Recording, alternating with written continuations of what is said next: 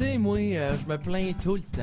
J'utilise ma voix, ma tribune pour dire n'importe quoi. Je me plains quand il fait chaud, je me plains quand il fait fret. Je me vante que je connais tout, mais dans le fond, je connais rien. Je connais rien, mais je fais semblant. Je suis rendu passé maître dans l'art de parler sale, d'agrémenter mes histoires pour me rendre intéressant. J'ai une haleine de cul parce que quand je parle, c'est fécal. J'en dis ben des affaires, mais faut me prendre à la légère. Je suis bourgogne, j'y peux rien. Je suis un emmerdeur de première.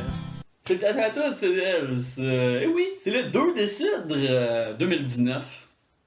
Pas oublier la date complète.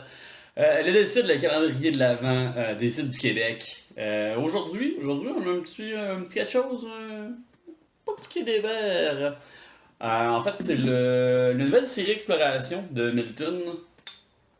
C'est le verset numéro 2, ou numéro 2 verset, en fait. Donc, série Exploration sur Milton, je l'ai dit, c'est le numéro 2 étant un site d'inspiration britannique.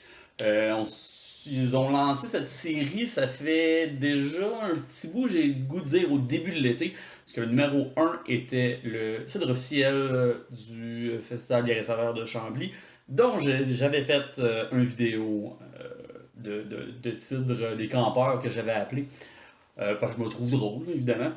Donc ça c'était le numéro 1, le numéro 2 est ici, un numéro 3 est déjà disponible, je vous en parlerai fort probablement plus tard ce mois-ci.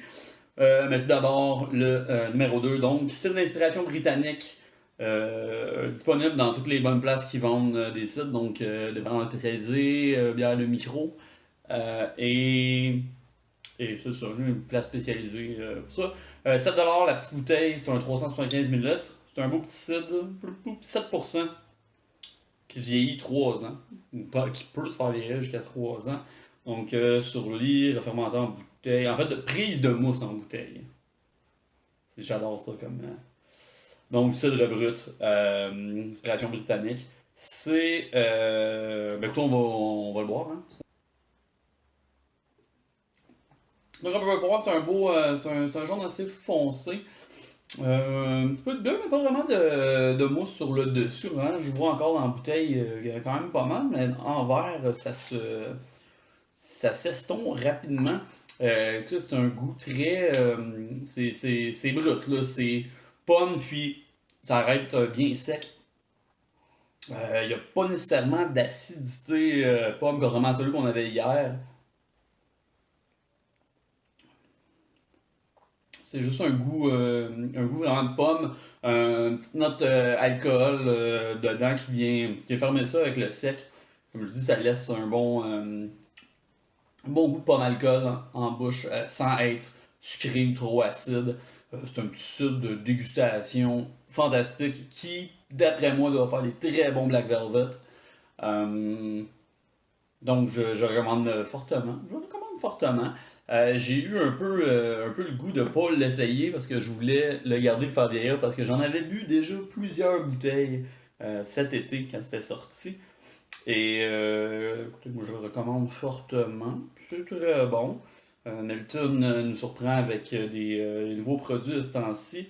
Comme je dis, on va en reparler encore une fois de Milton plus tard ce mois-ci. Et avant que j'oublie, c'est important parce que c'est pas de la Macintosh.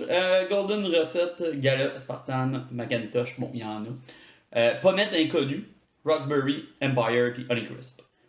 Pommette inconnue nous fait penser à ce qu'on a bu hier, Wild West. Petite pommette sauvage, c'est probablement ce que c'est. Ben peintable, sûrement très bon pour faire des Black Velvet. Je le recommande fortement. C'est l'expiration numéro 2, le British Craft. C'est Milton. Visitez podcastination.ca. Puis on se revoit demain pour un autre site dans ce fantastique décès 2019. Cheers!